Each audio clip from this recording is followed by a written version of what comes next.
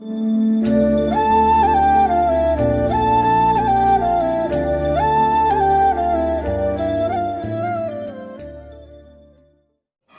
Guys, welcome back to my YouTube channel. Signing off lucky Nari channel అండి. ఈరోజు recipe ఏంటో మీకు ఆల్రెడీ తెలిసిపోయి ఉంటుంది తమ్లైన్ చూడగానే. సో ఇంకేం మాట్లాడకుండా డైరెక్ట్గా టాపిక్లోకి వెళ్ళిపోదాం. ఓకే, కావాల్సిన ఇంగ్రీడియంట్ ఏమేమిటియో చెప్తాను. ఇగోండి, ఆనియన్స్ వచ్చేసి నేను 3 ఆనియన్స్ తీసుకున్నాను. అలాగే 3 చిల్లీస్ అండ్ టమాటోస్ వచ్చేసి 5 టమాటోస్ తీసుకున్నానండి, చిన్న చిన్నవి కాబట్టి. సో ఇవి, అలాగే దాంట్లో టేస్ట్కి కావాల్సినవి ఉప్పు, పసుపు, కారం, జీలకర్ర, అలాగే ధనియా మసాలా. మెయిన్ ఇంగ్రీడియంట్ వచ్చేసి ఆయిల్ లేకుండా ఏ కూరైనా అవుతుందా? లేదు కదా. సో ఆయిల్, ఒక 5 టేబుల్ స్పూన్ ఆఫ్ ఆయిల్, అలాగే అల్లం వెల్లుల్లి పేస్ట్. ఓకే అండి, ప్రాసెస్ అనేది స్టార్ట్ చేద్దాం. మనం ఫస్ట్ కడాయి ఆన్ చేసుకోవాలి. ఫస్ట్ స్టవ్ ఆన్ చేసుకొని కడాయి పెట్టేసుకుందాం.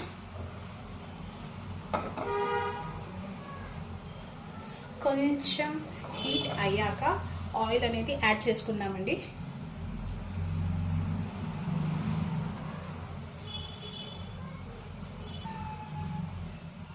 ప్యాన్ అనేది హీట్ అయిపోయిందండి. సో మనం ముందుగా ఆయిల్ అనేది వేసేసుకుందాం. నేను ఒక 3 టేబుల్ స్పూన్ దాకా ఆయిల్ వేసేసాను, మిగతావి ఇక్కడే ఉంచేసాను. ఆయిల్ కొంచెం హీట్ అయ్యాక ఆయిల్ అనేది హీట్ అయిపోయిందండి. సో ఫస్ట్గా మనం ఒక 1/2 టేబుల్ స్పూన్ ఆఫ్ జీలకర్ర,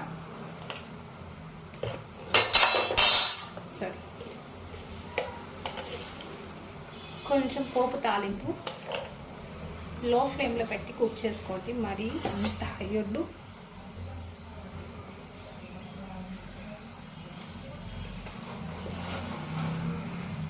కాగిపోయింది కదండి. సో ఇప్పుడు చిల్లీస్ వేసుకుందాం. చిటపటలాడుతుంది.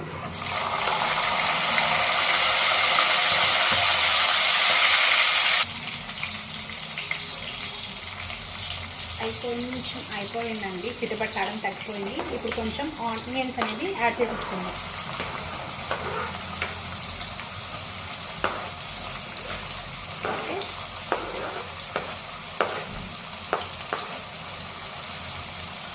మనం ఆనియన్స్ అనేది యాడ్ చేసిన తర్వాత ఒక్కసారి కలిపి పెట్టుకున్నాం.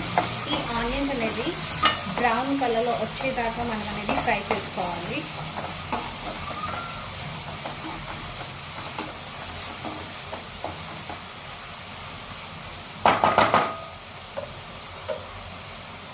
అవి ఒక 2 మినిట్స్ వేగిపోతాయి. వేగేదాకా అంటే మూత అనేది పెట్టకండి. మూత అనేది పెడితే అంత సాఫ్ట్గా ఉంటుంది కానీ మరి అంత క్రంచీ అనిపించదు. సో కొంచెం మగ్గనివ్వండి.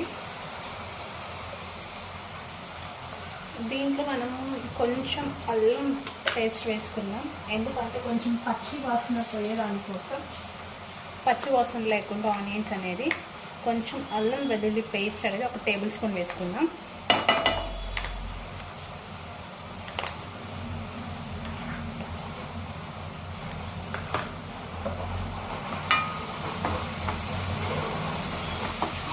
ఇది లైట్ గోల్డ్ బ్రౌన్ కలర్లో వేగిపోవాలి. దీంట్లో మనం కొంచెం లైట్గా సాల్ట్ కూడా యాడ్ చేసుకుందాం, ఎందుకంటే మిగతా సాల్ట్ అనేది తర్వాత కర్రీ కొంచెం కుక్ అయ్యే టైంలో అప్పుడు టేస్ట్కి తగ్గట్టు వేసుకుందాం. ప్రస్తుతానికి నేను జస్ట్ కొంచెం వేస్తున్నానండి.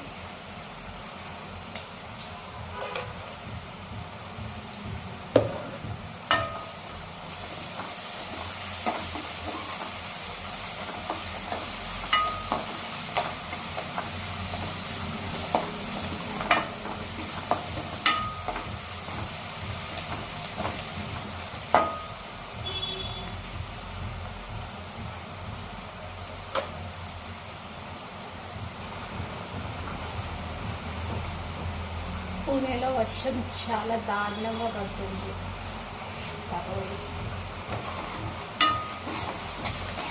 మన ఆంధ్ర స్టేట్, తెలంగాణ స్టేట్లో ఎలా పడుతుందో ఏంటో. ఒక్కసారి కలబెట్టేసేసి మన దీంట్లోకి కొంచెం ఆనియన్స్ అనేది యాడ్ చేసుకుందామండి. ఆనియన్స్ అనేది లైట్ బ్రౌన్ కలర్లో అయిపోయింది కాబట్టి సో టమాటోస్ అనేది యాడ్ చేసుకుందాం.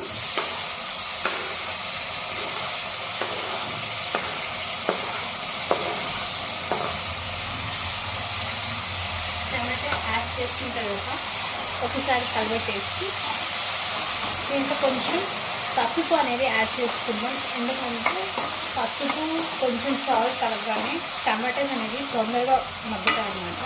సో అందుకోసం అయితే చాలా సింపుల్ అండ్ టేస్టీ రెసిపీ అండి.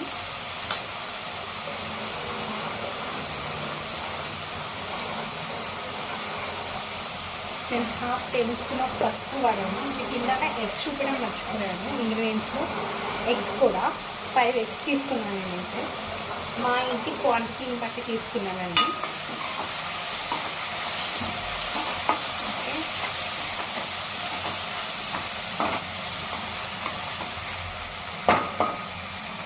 సో దీని మీద ఒక 2 మినిట్స్ వదిలేద్దాం. లెక్కన పెట్టండి.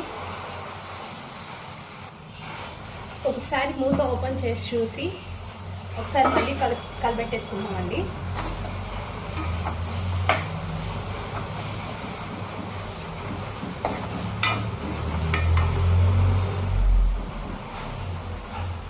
టమాటో అనేది ఇంకొంచెం సాఫ్ట్ అవ్వాలండి. ఇంకొంచెం సాఫ్ట్ అవ్వాలి.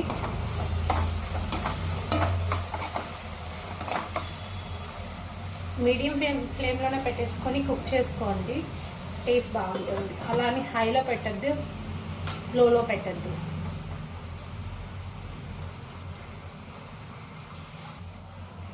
ఇప్పుడు ఒకసారి చూద్దాం టమాటోస్ బాగా కుక్ అయ్యాయి. కరెక్ట్గా కుక్ అయిపోయాయండి టమాటోస్ బాగా. దీంట్లో కొంచెం మనం కారం యాడ్ చేసుకుందాం. మసాలా పేస్ట్ కొంచెం యాడ్ చేసుకుందాం.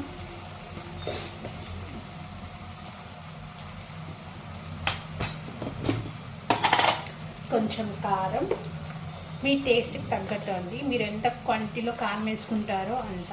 నేను 1 స్పూన్ కారం అంటూ వేస్తున్నానండి. ఎందుకంటే ఆల్రెడీ నేను చిల్లీస్ వేసాను కాబట్టి కొంచెం కారం వేసాను. అలాగే కొంచెం ధనియా పౌడర్ కొంచెం వేస్తున్నాను. ఎందుకంటే ఫినిషింగ్లో మళ్ళీ వేయాలి కాబట్టి. లేకపోతే ఒకేసారి వేసేసుకుంటానంటే వేసేసుకోండి. నేను ఒకేసారి వేసేస్తున్నాను. ఓకే, ధనియా మసాలా ఒక 2 టేబుల్ స్పూన్ వేసానండి. ఇది ఎందుకంటే ఇది చిన్నది కాబట్టి 2 టేబుల్ స్పూన్ వేసాను. ఒకసారి మొత్తం కలుపుకోండి.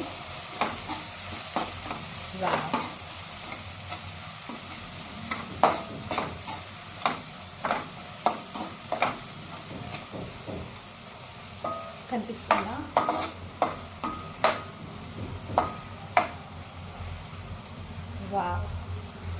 రెడ్గా వచ్చేసింది. సో ఒక్క మంట కూడా ఎందుకు అంటే ఇప్పుడు మనం వేసిన మసాలా అంటే ధనియా మసాలా ప్లస్ దాని హోమ్ మేడ్ ధనియా మసాలా అండి ఇది. దీని రెసిపీ కూడా ఒకసారి మీకు ధనియా మసాలా హోమ్ మేడ్ ధనియా మసాలా ఎలా చేసుకోవాలో కూడా మీకు ఒకసారి వీడియో చేసి పెడతాను. దీంట్లో ధనియా మసాలా కారం వేసాను కాబట్టి ఆ స్పైసెస్ అనేది వాటికి పట్టాలి కాబట్టి ఒక్క చిన్న ఫ్లేమ్, చిన్న ఒక మంటలో అయిపోతుంది.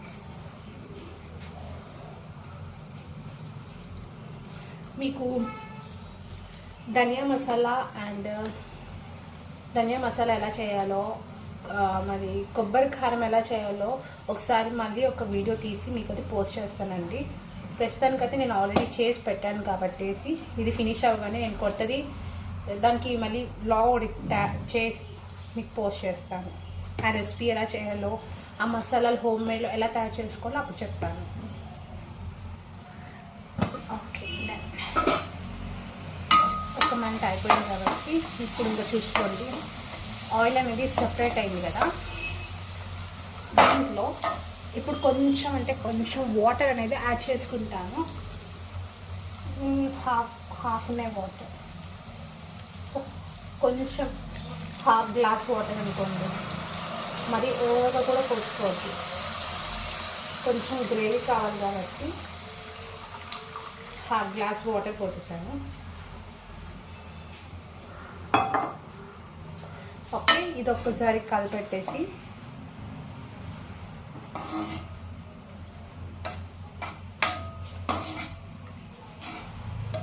ఇప్పుడు దీంట్లో వేసుకోవాల్సిన మసాలా స్టఫ్ అనేది వేసేసుకుందాం.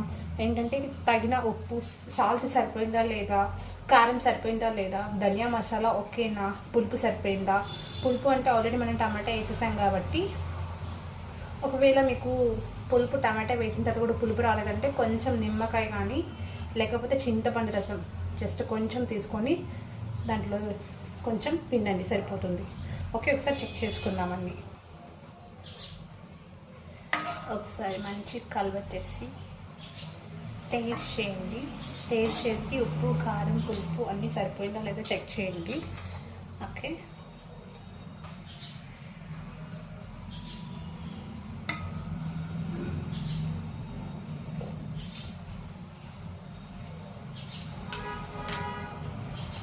నాకైతే ఉప్పు ఒకటే తక్కువైందండి, ఎందుకంటే నేను స్టార్టింగ్లో ఉప్పు చాలా తక్కువ వేసాను కాబట్టి.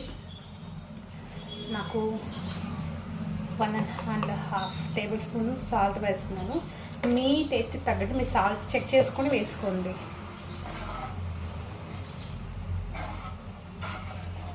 ఇది కొంచెం మిక్స్ అవ్వాలి. ఇది కొంచెం సేపు మగ్గి ఆయిల్ సెపరేట్ అయ్యేంత వరకు హీట్ చేసుకోండి. Yes, perfect. ఉప్పు కారం అన్నీ కరెక్ట్గా సరిపోయింది. లో ఫ్లేమ్లోనే పెట్టేసుకొని హీట్ చేసుకోండి. కొంతసేపు ఆయిల్ అనేది సపరేట్ అయ్యేంత వరకు హీట్ చేసుకోండి. తర్వాత ప్రాసెస్ చూపిస్తాను. స్టేట్ ఉంటాయి. కూరలో ఏమేమి వేస్తాండి, ధనియా మసాలా అంట, ఎగ్ మసాలా అంట, మళ్ళీ గరం మసాలా అంట, ఇలా అన్నీ వేస్తే మనకనేది అసిడిటీ ఫామ్ అవుతుంది. సింపుల్గా అయిపోవాలి, హెల్తీకి బాగుండాలి, అలా తయారు చేసుకోండి. ఇది అయితే సింపుల్గా నేను చేసే ప్రతి ఫుడ్ చాలా సింపుల్గా ఉంటుంది. ఎక్కువ మసాలా అనేది అస్సలు యాడ్ చేయనండి. కావాల్సిన ఇంగ్రీడియంట్స్ మాత్రమే యూజ్ చేస్తాను. టేస్ట్ మాత్రం డెఫినెట్గా సూపర్గా ఉంటుంది. ఓకే, మీరు కూడా ఒకసారి ఇది ట్రై చేసి కామెంట్ రూపంలో మీ టేస్ట్ ఎలా ఉందో నాకు చెప్పండి. ఓకే, జస్ట్ దీనికి ఒక 10 మినిట్స్ ఇలా ఉండేయండి, ఆయిల్ సపరేట్ అయ్యేంత వరకు. ఒకసారి ఓపెన్ చేసి కలబెట్టి చూద్దామండి. ఓకే, ఆయిల్ సపరేట్ అవుతుంది చూడండి. కావాలంటే కుక్ అవ్వాలి, ఇంకొంచెం ఆయిల్ సపరేట్ అవ్వాలి. ఆయిల్ అనేది పైన అనేది తేలాలండి, తేలితేనే అప్పుడు ఇది పర్ఫెక్ట్గా కుక్ అయినట్టు మీనింగ్, అర్థం. అది ఇప్పుడు ఒకసారి ఓపెన్ చేసి చూద్దాం ఆయిల్ సెపరేట్ అయిందా లేదా అనేసి. ఓకే అండి, ఆయిల్ అనేది సెపరేట్ అయింది. సో కుక్ అయింది బాగా.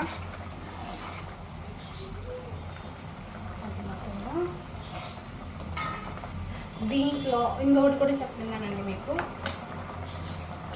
టమాటా అనేది మీరు కట్ చేసి ప్యూరీ లాగా వేసారంటే, మిక్సీలో వేసి ప్యూరీ లాగా వేస్తే మాత్రం టేస్ట్ అనేది అస్సలు బాగుంటుందండి. అసలు టేస్ట్ కూడా రాదు, అది మీకు మంచిగానే అనిపించదు. అంటే రైస్లోకి చపాతీలోకి యూజ్ అయ్యేటట్టుగా చేశాను. సో ఇలా మనం ముక్కలు కట్ చేసి ఇలా వేస్ట్ చేస్తేనే టేస్ట్ అనేది బాగుంటుంది. ఒకవేళ మీరు స్మూత్ పేస్ట్లా చేసి టమాటా ప్యూరీ వేస్తే మాత్రం టేస్ట్ బాగుండదు, అది కూడా చెప్తున్నాను మీకు. సో ఇప్పుడు ఇది బాగా కుక్ అయింది కాబట్టి దీంట్లోకి మనము ఆల్రెడీ తీసి పెట్టుకున్న 5 ఎగ్స్ అనేది నేను క్రష్ చేసి వేస్తున్నాను, అంటే కొట్టి వేస్తున్నాను. క్రష్ అంటే నలిపియాను కదా. లెట్స్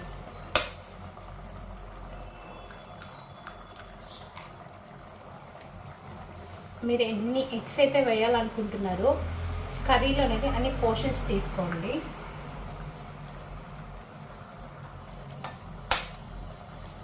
డైరెక్ట్గా వేస్తున్నాను నేను. ఒకసారి మీరు ఇలా ట్రై చేయండి రెసిపీని.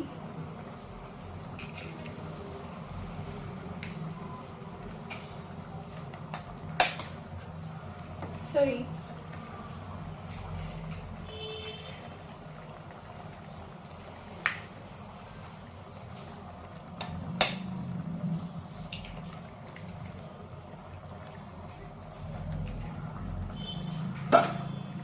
and this is the last one I brought.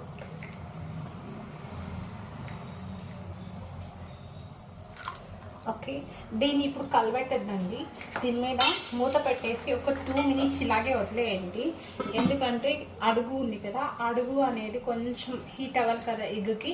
So అయిన తర్వాత అది ఓపెన్ చేసి ఉల్టా తిప్పుతాం. ఓకే, అంతవరకు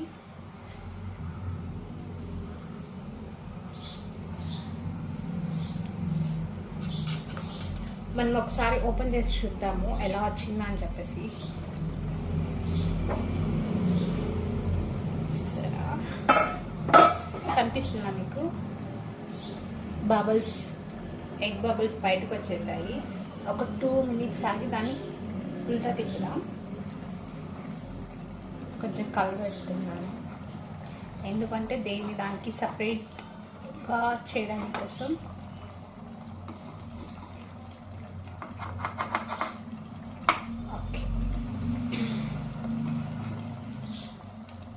ఇంకొకసారి కుక్ అవ్వండి. కుక్ అయిన తర్వాత మనం ఉల్టా తిప్పేద్దాం. ఓకే, మీడియం ఫ్లేమ్లో పెట్టేసి కుక్ చేసుకోండి.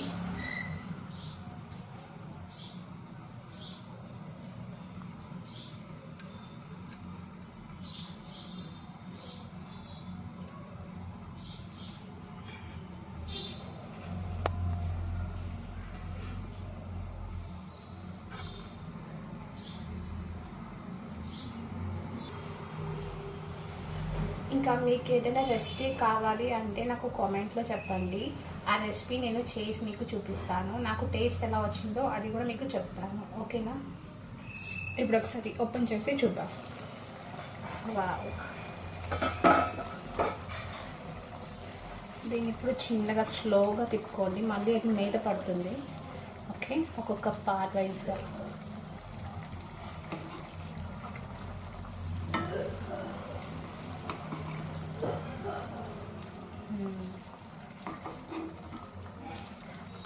అందుకే నేను ఫస్ట్ టేస్ట్ చూసుకోమని చెప్పాను మీకు, సరిపోయిందా లేదా అని చెప్పేసి.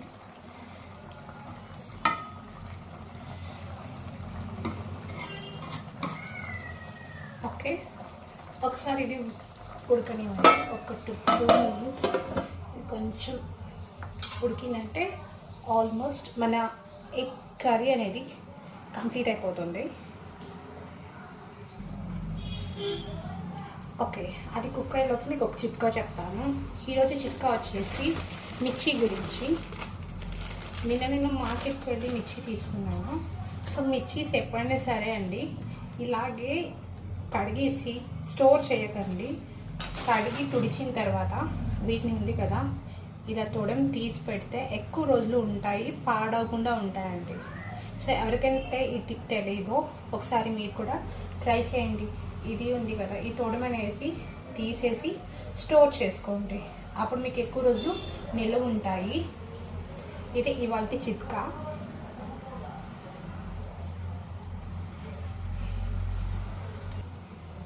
ఒకవేళ మీరు వాష్ చేయకపోయినా, మీరు ఎప్పుడైతే అంటే ఏదైనా కర్రీ కానీ ఏదైనా ఫ్రై కానీ చేసుకునేటప్పుడు పచ్చిమిర్చి యూజ్ చేసారనుకో, అప్పుడు వాష్ చేసుకొని సరిపోతుంది. కానీ తొడములు ఇలా తీసేసి పెట్టుకుంటే ఎక్కువ రోజులు నిల్వ ఉంటాయి. ఒకసారి ఓపెన్ చేసి చూద్దాము. ఓకే,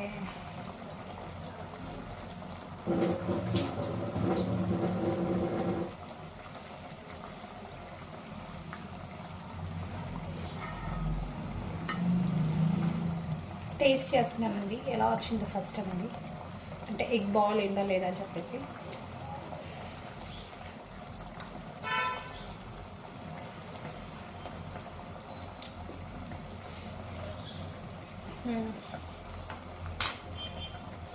సరిపోయింది. కొత్తిమీర చల్లుకున్నాను ఇప్పుడు.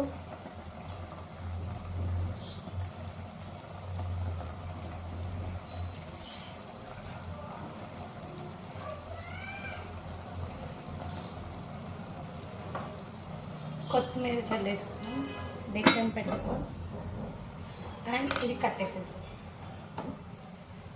ఓకే, ఇవాళ రెసిపీ అనేది ఎగ్ కర్రీ అయిపోయింది.